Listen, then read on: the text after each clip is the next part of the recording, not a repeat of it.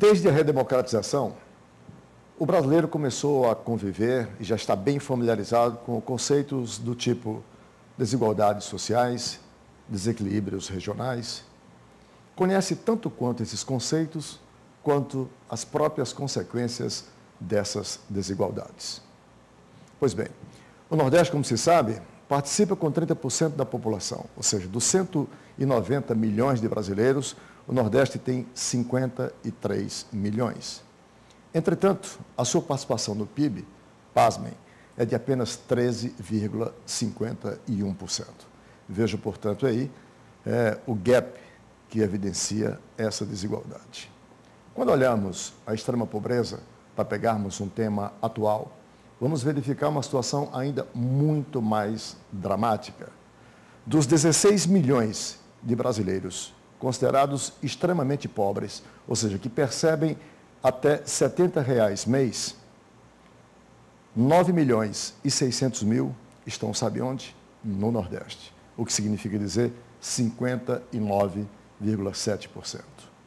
É para discutirmos os vários aspectos das desigualdades regionais, dessa desigualdade social, que nós estamos iniciando mais uma edição do programa Visão Política pela FGF-TV, canal Universitário 14 da NET e Rede Pública de Televisão Cearense.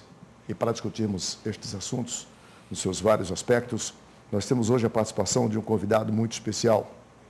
Trata-se do professor Richard Locke, que é diretor do Departamento de Ciências Políticas do MIT. E para discutir com o professor Richard, nós temos aqui as colaborações dos nossos participantes, os professores Adriano Sarquis, que aqui representa o IPES, o Instituto de Pesquisas Econômicas do Estado do Ceará, e o sociólogo, o doutor Clésio Arruda, que semanalmente nos ajuda a refletir sobre os vários temas aqui propostos. Eu sou Arnaldo Santos. Peço a você, assinante, apenas um minuto para um rápido intervalo e já voltamos com mais uma edição do programa Visão Política.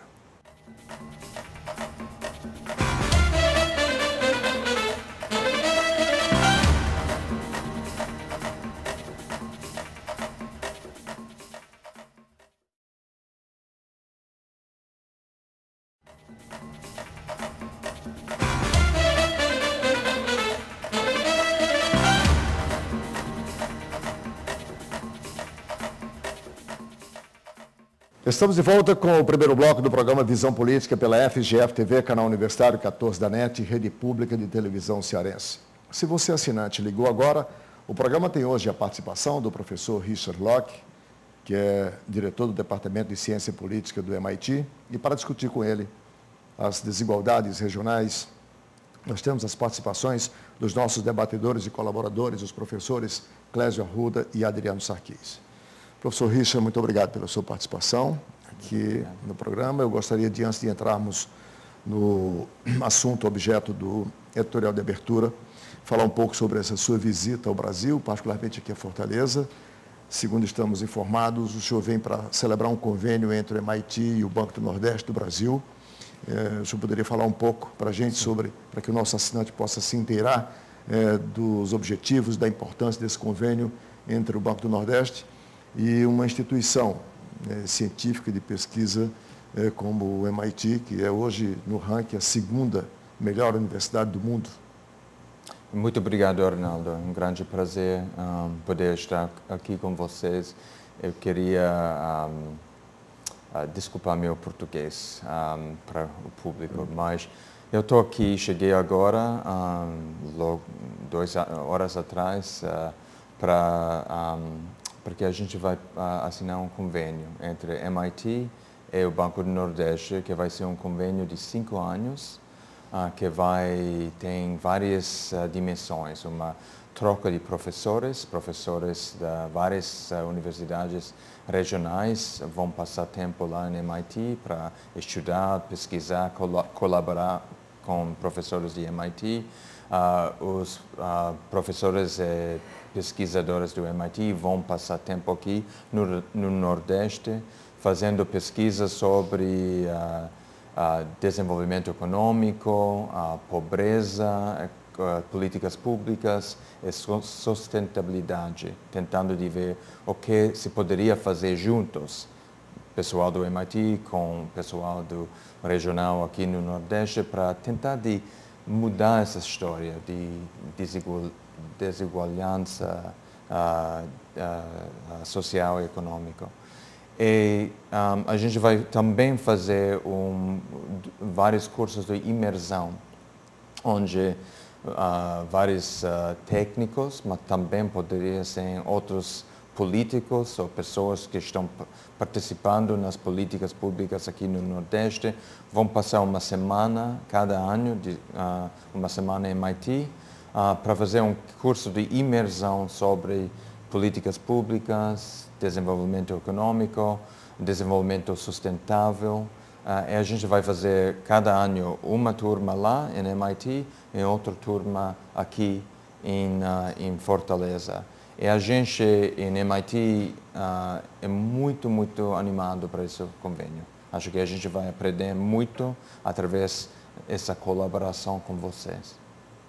Bom, isso evidencia o interesse que o mundo, particularmente os Estados Unidos, através do MIT, tem hoje sobre essa situação que estamos vivenciando no Brasil, que é extremamente promissora. Imaginamos que, com participação de instituições como essa, que aqui o senhor representa, fortalecimento da capacitação técnica, definição de política pública, isso vai nos dar um aporte significativo para que, em menor tempo, a gente possa vencer, aí, superar essa situação em que ainda estamos.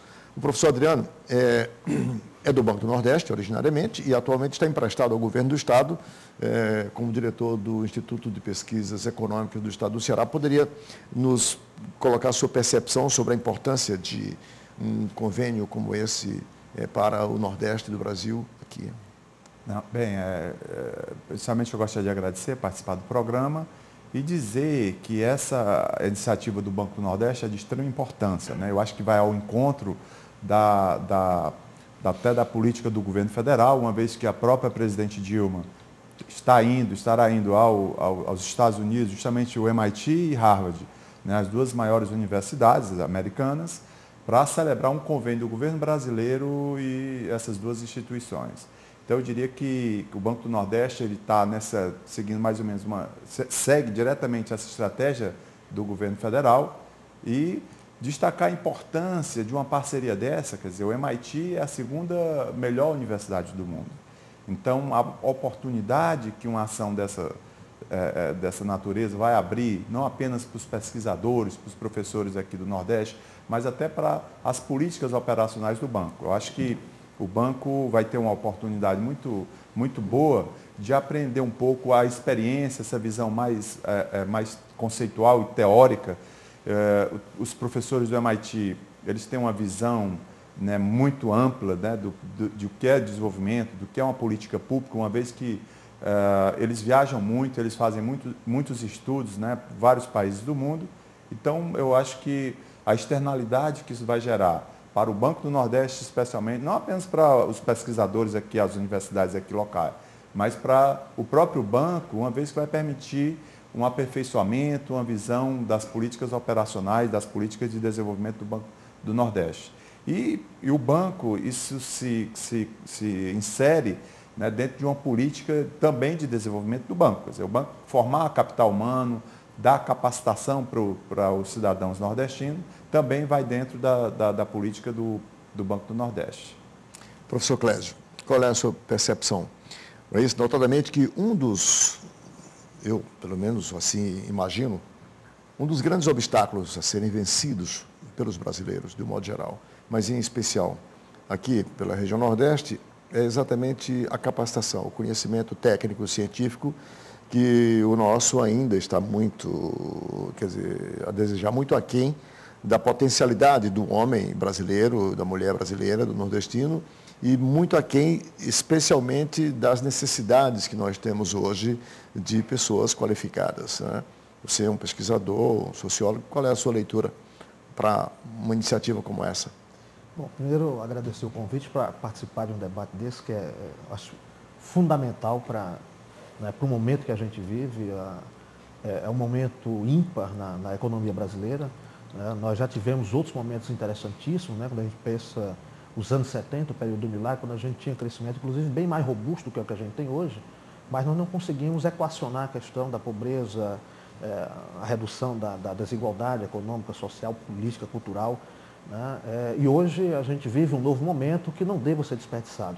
E aquele momento, o marco teórico, a gente pode colocar assim, a reflexão que era feita, ele tinha como base as ideias que passavam pela CEPAL, né? E penso eu que desse período, se a gente retorna nos anos 60 ao período atual, a gente não renovou, não arejou as reflexões e não trouxe coisas novas, né? Claro que uma ou outra inserção do Banco Mundial, que inclusive focou um pouco, descentralizou todas as nossas preocupações que estavam muito voltadas para a industrialização, nos deslocamos um pouco mais para a área de serviço, mas a gente precisa, né, de um diálogo maior, né? E aí eu acho que é uma oportunidade ímpar, porque nós podemos, quer dizer, não absorver somente o conhecimento, mas fazer uma troca dessa experiência toda acumulada que nós tivemos de políticas desenvolvimentistas, em alguns momentos com certo sucesso, em outros momentos que infelizmente não deram os resultados esperados, né? E agora eu acho que é possível que a gente desenvolva um novo marco, né?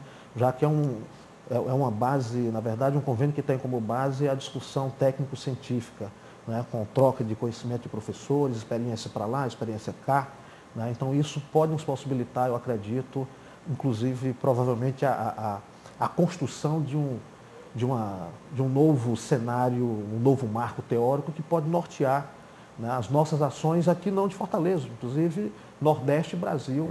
Né, para os próximos anos. A propósito, professor Richard, o professor Adriano mencionou a ida da presidente Dilma a Boston para a celebração de convênios com o MIT e com a Universidade de Harvard. O senhor poderia detalhar melhor, o senhor tem os detalhes em relação, por exemplo, ao MIT, quando isso vai acontecer e qual é efetivamente... A presidenta Dilma vai chegar em Harvard e MIT o 12 de abril. Vai passar meio dia em MIT, outro meio dia em Harvard, que são muito perto, porque tem esse programa do governo brasileiro para promover bolsas de estudo para alunos que querem fazer pós-graduação em universidades estrangeiras, como os Estados Unidos, para ciência e engenharia. Acho que ela vai assinar esse convênio. No mesmo tempo, a Marina Silva, que era candidata da presidência na última eleição, que era anterior disso, o ministro de Meio Ambiente, ela vai passar um mês em MIT, no Departamento de Ciência Política. Acho que todos esses pontos mostram que MIT está querendo muito de trabalhar fortemente com o Brasil, e particularmente com o Nordeste do Brasil, e particularmente sobre esse tipo de assuntos: desenvolvimento econômico, desigualdade, pobreza, etc.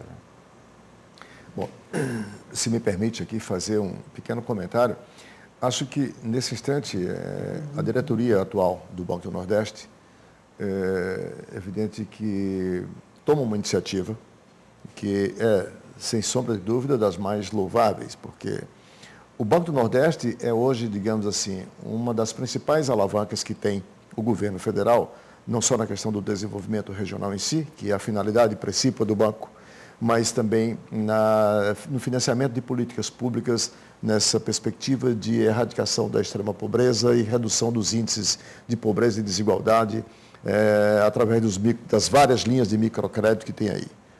No momento em que o banco, pela sua atual diretoria, aqui eu até mencionaria o presidente Jurandir e o diretor o Alencar Cidrão, que são as pessoas com as quais eu tive contato para me inteirar um pouco mais, quer dizer, ao ter essa percepção, essa sensibilidade e firmar um convênio dessa magnitude, quer dizer, demonstram, antes de tudo, o que eu chamaria de sensibilidade social, né, e visão política de futuro, porque, notadamente, esse é um caminho sem volta. Até porque eu costumo dizer que foram precisos mais de 2 séculos, se considerarmos apenas o período da República Brasileira, para que um governo se apercebesse e admitisse que existia pobreza neste país. E mais do que isso, pobreza extrema, que é um conceito, né, que antigamente nós chamávamos de miséria, de indigência, né, e hoje pobreza extrema. Então é louvável, eu acho que está de parabéns essa iniciativa do banco, e saber que o MIT tem todo esse interesse em contribuir com a expertise, com o conhecimento científico que tem para o desenvolvimento de políticas dessa natureza, certamente também merece da nossa parte esse reconhecimento.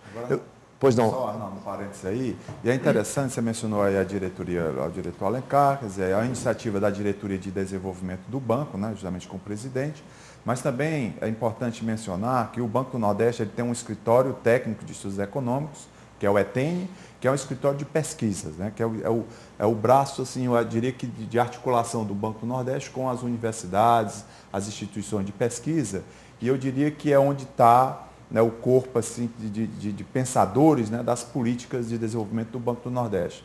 Então, o MIT também vai proporcionar para essa articulação com os pesquisadores, os técnicos do ETEN, e isso aí é fundamental. Quer dizer, às vezes a gente olha para o Banco do Nordeste e imagina só como instituição financeira, só para dar crédito para o setor produtivo. Na verdade, o banco também ele faz estudos, faz pesquisas, então tem um trabalho, uma ação que vai além da ação meramente financiadora do desenvolvimento.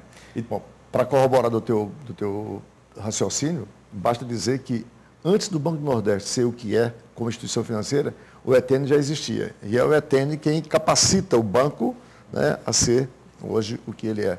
Muito bem lembrado. Deixa eu fazer o nosso primeiro intervalo e quando voltarmos eu quero colocar na pauta da nossa discussão o desenvolvimento regional como objeto da nossa pauta principal. Um instante só e a gente volta.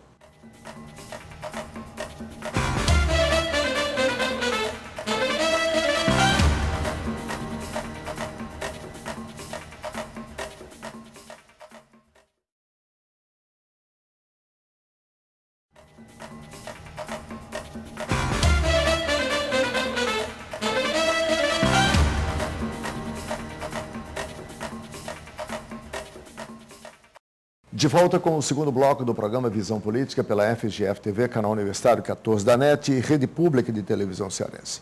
Para o assinante que ligou agora, nós estamos hoje recebendo o professor Richard Locke, diretor do Departamento de Ciência Política do MIT, que está de passagem pelo Brasil, por Fortaleza, particularmente para a celebração desse convênio com o Banco do Nordeste, para esse intercâmbio técnico-científico com professores técnicos do banco, políticos, enfim.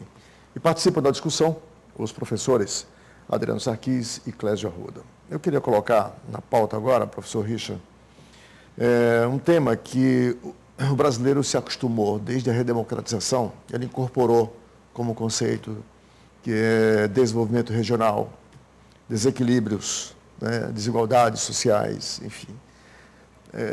Isso é tão conhecido do brasileiro quanto as próprias consequências advindas desses desequilíbrios, sejam regionais, seja pelas desigualdades sociais.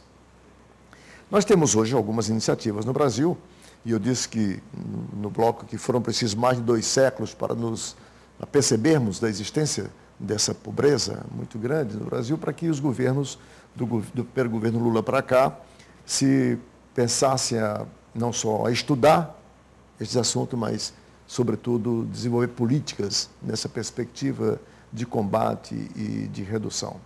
Qual é a visão, como um pesquisador, um cientista de fora, qual é a percepção que o senhor tem sobre essas iniciativas do Brasil hoje, nessa perspectiva de desenvolvimento regional e de combate à pobreza? Eu acho que eu tenho uma opinião muito positiva dessas novas iniciativas do governo que está tentando de melhorar essa situação aqui no Nordeste, está tentando de diminuir as diferenças entre essas regiões ricas no Sudeste e as outras regiões do país. Acho que esse problema de desenvolvimento regional, desigualdade regionais, não é só um problema aqui no Brasil. Existe na Europa, na Itália, existe também nos Estados Unidos. Acho que o problema aqui é que, aqui, como você já falou, a taxa de pobreza extrema que existe aqui é uma coisa que a gente não encontra nos outros países. É o que acho que é importante para um convênio que a gente está tentando de fazer com vocês, é de tentar de ligar essas novas políticas com pesquisa, de tentar entender melhor quais são as políticas públicas que estão dando certo e quais que não estão dando muito bem, muito certo, e por quê. Nessa maneira, as pessoas que no mundo acadêmico, em pesquisa, poderiam trabalhar com os políticos, pessoas do Banco do Nordeste, para tentar de sempre melhorar as políticas para aperfeiçoá-los. Nessa maneira, eles poderiam ser mais eficazes. Acho que essa é a nossa visão. Professor Clésio. Sem dúvida. Eu acho que há um problema seríssimo na gestão brasileira, que é não fazer avaliação. Né? Nós alocamos recursos, desenvolvemos projetos, mas não temos o hábito de averiguar os impactos e os resultados. Né? E ao não fazê-lo, às vezes a gente continua repetindo os erros. Né? Então, o desenvolvimento de instrumentos de acompanhamento, de controle, é essencial, né? Não só para o melhor uso do recurso público, mas inclusive do aperfeiçoamento posterior. Né? Até porque a gente tem sempre que salientar que a característica brasileira é conviver com problemas que são estruturais, seculares, como levantou o Arnaldo, mas também problemas novos. Né? Uma economia que avança rapidamente numa inserção internacional, né? Participando cada vez mais do comércio internacional, a gente também enfrenta problemas que não seriam problemas de países atrasados. Né? Então a gente combina esses dois problemas, o que nos traz uma necessidade de uma reflexão mais cuidadosa, porque há essa particularidade que a gente não pode esquecer. Né? Por exemplo, a gente tem um problema de pobreza ainda que emerge das famílias agrícolas, né? Combinando hoje com a falta de mão de obra especializada em determinados setores, que são questões extremamente distintas, né? E que vai demandar reflexões, né, profundas e sérias, né, para que a gente tenha uma boa ação.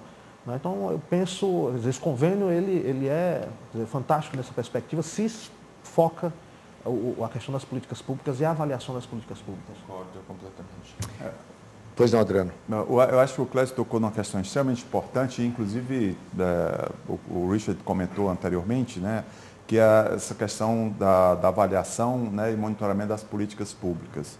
Nós não temos essa cultura de avaliar política e a gente percebe que vários programas de governo são mantidos aí por vários anos e a gente nunca sabe quais são os impactos, os efeitos deles a nível da sociedade. Mas eu queria destacar um aspecto que eu considero... Isso é tão verdadeiro que, nesse momento, o programa de combate à erradicação da extrema pobreza, que virou, de repente, a política pública com a maior ênfase dada pela Presidente da República, está repetindo este erro.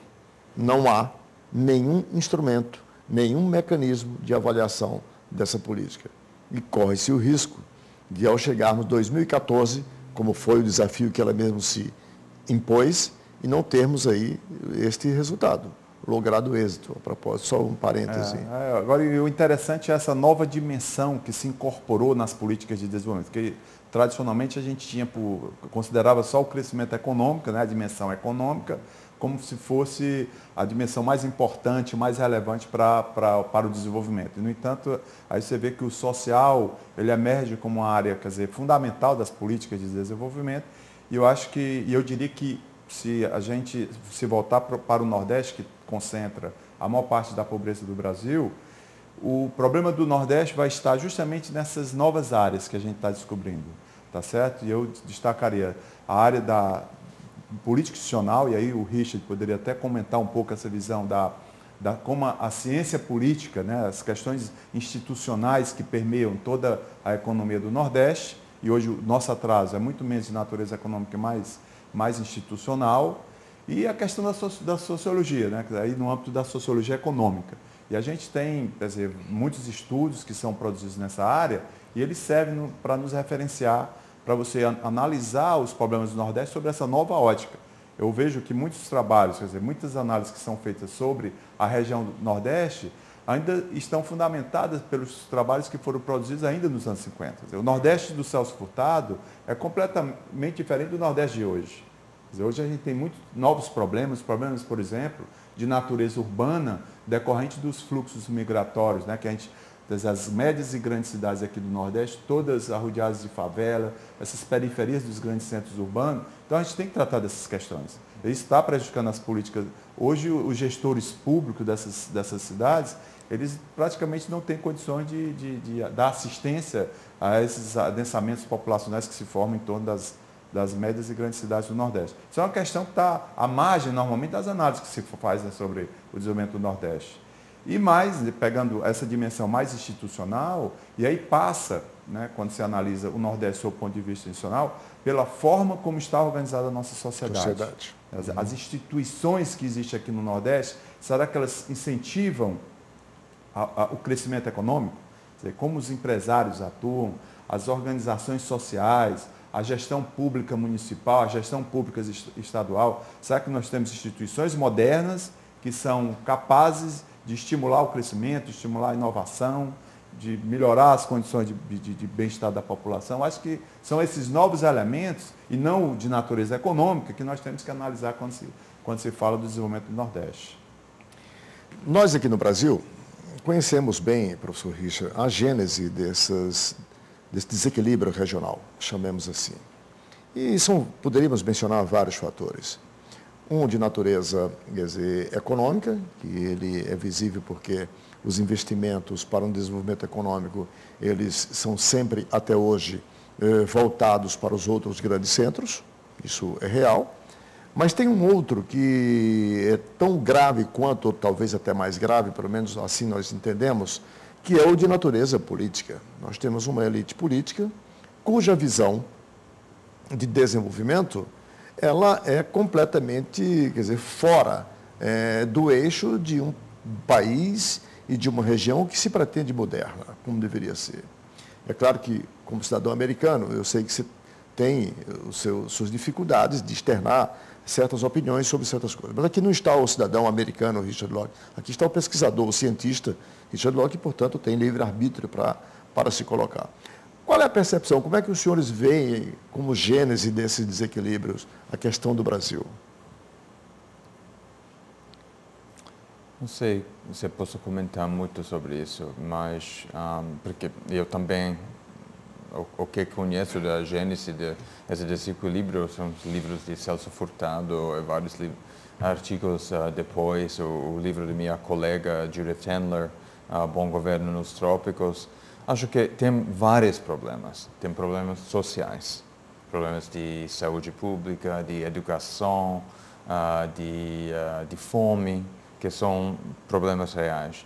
Tem problemas econômicos, falta de emprego, falta de empresas, falta de oportunidades econômicas. E também tem problemas de institucionais, que os governos locais ou estaduais, liderança política, às vezes não tinha, não sei se não tinha visão, poderia ser que não tem a capacidade de analisar o problema e de tentar de reagir de uma maneira nova. Eu acho que isso não é um problema único do Brasil. É um problema que nós temos nos Estados Unidos e também na Europa. Acho que isso é uma grande oportunidade para nós, que a gente poderia tentar de usar a nova metodologia das ciências sociais, ciência política, economia, sociologia, para tentar de fazer evaluar vários programas, de tentar de capacitar os políticos, mas também os pesquisadores, para tentar de mudar não só uma parte desse problema, parte econômica, mas também a capacidade dos políticos e das instituições para tentar de sempre revisionar e combater esse problema. Eu acho, minha visão como americano, e não como uma pessoa que conhece muito bem a realidade aqui, é que também nós temos todos esses problemas também. Só para ilustrar mais ainda o seu raciocínio, já que falamos de problemas econômicos, com desemprego e tudo, hoje, quer dizer, nós temos uma taxa de desemprego nacional para o Brasil aí superando ainda os 7%, 7,5%, se eu não estou enganado. Nós temos o Ceará com uma taxa de 7% divulgada na semana que passou pelo CNDT, sendo essa taxa a menor taxa em relação aos demais estados do Nordeste. O Ceará tem essa menor taxa porque foi o estado que nesse primeiro trimestre mais gerou empregos formais com carteira assinada, assim, em relação a tal. Só para lhe dar. E, obviamente, que o assinante que nos assiste agora acompanha pela televisão todo dia a crise americana, a crise europeia e tal. Qual é a taxa de desemprego hoje nos Estados Unidos? Qual é a situação nos Estados Unidos? Só para a gente ter uma comparação. A média deve ser 8,6%. Era quase 10%. Quando o Obama assumiu. Não, eu sei que está diminuindo, mas ainda é 8,67%. É a primeira vez que o Brasil vivencia uma taxa de desemprego na casa de um dígito. Essa é a primeira vez. Uau. Sempre tivemos na faixa dos 2 dígitos. Sempre maior do que a americana, né? Sempre. Hoje, dizer, inverteu aí, que os Estados Unidos está com um desemprego maior do que o nosso. Agora, Arnaldo, é importante, Richard, aqui no Brasil, e particularmente aqui no Ceará, é importante a gente destacar, é o papel do Estado. Né? Toda essa dinâmica que você observa, especialmente aqui no Ceará, é decorrente dos investimentos públicos que são efetuados e tem um efeito multiplicador na iniciativa privada, nos diversos setores da economia. Então, a gente está vivenciando um momento muito bom, assim, em termos da gestão pública do Estado do Ceará, que tem permitido o Ceará, você tem ideia, cresceu, do ano passado o Brasil foi 2,7% e o Ceará foi 4,2%. Quer dizer, foi um crescimento bem acima do crescimento nacional e razão por que nós tivemos essa taxa de desemprego tão baixa. Então, é um momento, um ciclo, né, de expansão, né, bastante positivo, mas eu acho que o ideal é como você mesmo falou, quer dizer, a gente falta mercado. Quer dizer, o Nordeste, de modo geral, são 2 aspectos que o professor Richard tocou, que é essa questão do mercado, que é a inexistência de um mercado, a economia toda, ela funciona a partir do Estado. Se tirar o Estado, quer dizer, praticamente a economia deixa de crescer. E o outro aspecto é a capacidade dos gestores públicos, da classe política, inovar, né, implantar novos modelos de gestão e ter um compromisso mais com a inovação, com o crescimento econômico, coisas que a gente não observa a nível das gestões municipais. O grande desafio hoje, a gente tem um ano eleitoral agora, nesse ano. Outubro. Então, o nosso desafio é justamente você colocar pessoas novas, pessoas comprometidas com o desenvolvimento. Bom, a produção já me informa que eu tenho que encerrar esse bloco, mas eu queria deixar no ar, para que nós refletíssemos no próximo bloco, uma questão que eu acho que está umbilicalmente ligada à outra. Se eu tenho um desequilíbrio regional, isso obviamente que vai causar desigualdade social. A forma como estamos executando hoje essas políticas é o caminho? Um instante só e a gente volta.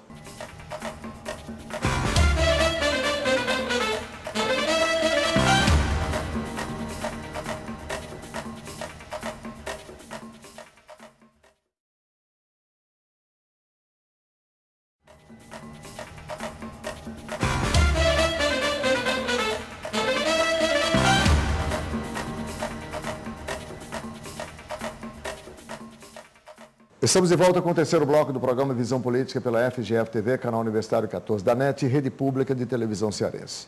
Para você, assinante que ligou agora, nós estamos discutindo hoje desequilíbrios regionais e desigualdade social no Brasil, especialmente no Nordeste, com a presença do professor Richard Locke, diretor do Departamento de Ciência Política do MIT, que está de passagem pelo Brasil, por Fortaleza, para a assinatura de convênio com o Banco do Nordeste do Brasil, exatamente para nesse acordo de cooperação científico-técnico, a gente encontrar soluções para políticas públicas mais eficazes nessa perspectiva aqui. Participam do debate os professores Clésio Arruda e Adriano Sarquis. Bom, eu deixei no ar do bloco anterior, professor Richard, sequenciando essa discussão das desigualdades regionais, com a questão dos desequilíbrios regionais, com a questão das desigualdades sociais no Brasil, que é muito grande. Você vai muito bem, obrigado, na economia. A economia tem crescido entre 4% e 5,5%, exceção do ano passado, que ficou em 3,5%. O Ceará tem crescido muito bem em relação ao Nordeste. Mas os nossos índices de pobreza são alarmantes, o que evidencia as desigualdades sociais, quer dizer, o chamado crescimento, quer dizer, inclusivo ainda não se manifesta. Você tem 16,6 milhões de brasileiros na extrema pobreza, desses 9 milhões e 600 mil estão só no Nordeste, portanto, 59% dos extremamente pobres do Brasil estão aqui, e nós só temos 30% da nossa população, em relação aos 190 milhões de brasileiros. Esse mesmo Nordeste, que tem 30% dessa população, participa com apenas 13% do PIB. São dados do IBGE, do censo de 2010, que eu estou colocando aqui para os senhores, não é invenção da minha cabeça. E nós temos uma crítica muito grande interna sobre essas iniciativas de governo, sobre essas políticas hoje consideradas de meramente assistencialistas, porque não apontam, quer dizer, a chamada porta de saída, tem a porta de entrada. E eu queria saber qual é o seu sentimento, qual é a sua percepção sobre essas iniciativas. Se são formas que poderemos lograr resultado, porque nós daqui a pouco vamos tentar saber um pouco de que forma se trata a questão da pobreza na Europa, sobretudo, e nos Estados Unidos. Não, interessante pergunta, Arnaldo. Acho que tenho 3 respostas para essa pergunta. A primeira é que a gente sabe, no mundo acadêmico, científico, se o governo, se a sociedade se não ajuda agora, imediatamente, essa geração jovem de extrema pobreza, vai criar um ciclo vicioso para a sociedade e para a economia. Por cada ano que esse jovem fica na escola, o rendimento deles no mercado de trabalho melhora impressionantemente. Para cada ano que eles têm mais escola, mais saúde pública, mais formação, eles têm muito mais possibilidade, chance que eles podem procurar um bom trabalho, sair do pobreza e não continuar esse ciclo de pobreza, que eles vão ficar pobres, os filhos deles vão ficar mais pobres ainda. Eu acho que se precisa cortar esse tipo de ciclo. Olha a Índia. A Índia está crescendo demais, a China está crescendo com taxa incrível, mas se você olha no interior da Índia, em China, nas áreas rurais, a pobreza está aumentando muito lá. Está criando problemas estruturais no futuro que vai ser muito grande e também problemas sociais e políticos muito fortes. Eu acho que é muito importante que o governo brasileiro, os governos estaduais aqui no Nordeste tenta de focalizar e tenta de eliminar esse problema, mas precisa no mesmo tempo de evaluar essas políticas. Essas políticas estão dando certo, precisam de mudar. Não se pode só jogar dinheiro aos problemas. Precisa desenhar, evaluar, pode ser reformar essas políticas com dados, com ciência, com pesquisa, para ter certeza que a ajuda que a gente está tentando de fazer para essa população é ajuda mesmo. Acho que qual era o terceiro ponto? Não me lembro mais. Professor Adriano, uma das críticas que se faz hoje às iniciativas das políticas públicas de combate à extrema pobreza no Brasil é que, no entender dos seus críticos, esses bilhões que são injetados nessa política seriam bilhões que poderiam ser voltados para a atividade produtiva, que, no entender dos críticos, essa atividade produtiva geraria, portanto, muito mais efeitos, muito mais resultados do que essa política de transferência de renda que se tem hoje. Como economista, qual é a sua visão nesse sentido? Não esquecendo um detalhe, que se você tem uma pessoa em situação de extrema pobreza, dessa pessoa você não tem o que cobrar, porque ela não tem educação, ela não tem, muitas vezes, nem saúde, muito menos formação para o trabalho. Então, como você, quer dizer, gerar alguma coisa na economia para aproveitar essas pessoas? Então, nesse aspecto, a gente não pode deixar de reconhecer que é forçoso, é imperioso que se volte primeiro para este homem, como que numa ação para acudir este homem. Como é que os senhores economistas, porque as maiores críticas partem exatamente dos economistas, né, nesse sentido, como é que os senhores avaliam? Eu acho que é importante, Arnaldo, esse quadro que a gente tem hoje de desigualdade, que você já mencionou aí, ele é fruto do modelo de desenvolvimento que foi implantado, que historicamente foi adotado pelo país, foi seguido em todas as políticas públicas que foram geradas. E uma das características desse modelo é justamente beneficiar determinados estratos sociais, da sociedade. Quer dizer, pequenos grupos da sociedade se beneficiavam das políticas públicas. E a grande massa da população ficava de fora. Quer dizer, as políticas normalmente eram direcionadas para beneficiar determinados grupos da população. E se trazer para dar mais centralidade, essa população mais pobre, essa camada das classes D e E, foi a coisa recente. Basicamente aí nos 12, o professor Clésio sabe melhor do que eu, nos últimos anos é que você trouxe, né, essas camadas para o debate, para a agenda política nacional, em termos de benefício das políticas públicas. Então eu diria que, logicamente, os grupos que historicamente se beneficiavam das políticas públicas tendem a reclamar, tendem a apontar erros. Eu acho que a gente sente claramente que isso não é um processo fácil, você colocar, fazer essa inclusão, né, inclusão social, inclusão produtiva dessa camada da população que esteve historicamente fora, né, das políticas públicas. Eu acho que o que é importante nesse processo, quer dizer, você já alcançou essa camada, o ideal agora é você qualificar mais as políticas públicas, seja de saúde, seja de educação, né, quando você fala, olha, qual é a qualidade do ensino? Como é que está o ensino público? Isso é que o debate agora passa por esse ângulo. Agora, eu acho que é importante mencionar, quando você fala, dizer, o grande limite estrutural para o desenvolvimento do Nordeste é a desigualdade. Vários estudos, aqui mesmo no IPES, nós temos um estudo interessante que você comparou, né, as desigualdades existentes nos vários estados do Brasil, as políticas de crescimento econômico e o impacto sobre a pobreza. O que a gente observa é que aqueles estados onde a desigualdade é maior, as políticas de crescimento atingem menos o pobre. Quer dizer, o desafio, e como nós estamos partindo aqui, na maior parte dos estados do Nordeste, aqui mesmo no Ceará, de uma base de desigualdade elevada, a gente tinha que pensar na inclusão produtiva e na inclusão social dos mais pobres, porque não basta só a gente fazer esses grandes empreendimentos, grandes investimentos públicos, que muito provavelmente terminam não atingindo, não alcançando o pobre. Mas o governo está ciente disso, eu acho que tem essa preocupação, se você olhar as políticas públicas conduzidas pelas várias secretarias, elas atentam para isso, quer dizer, como a gente vai incluir os mais pobres nas políticas. E esse aqui é um elemento importante. A desigualdade é uma barreira estrutural para o desenvolvimento do Nordeste, dos estados do Nordeste, mas o governo tem que adotar políticas de inclusão dessas camadas que só o crescimento econômico não atinge. Professor Clésio, os pobres de hoje são sucessores dos pobres de 2 séculos e meio atrás, se contarmos somente o período republicano brasileiro, tá? Onde as políticas não se voltaram desde a formação da nossa sociedade para este objetivo. Como eu disse, levamos 2 séculos e meio para nos apercebermos que tínhamos pobres.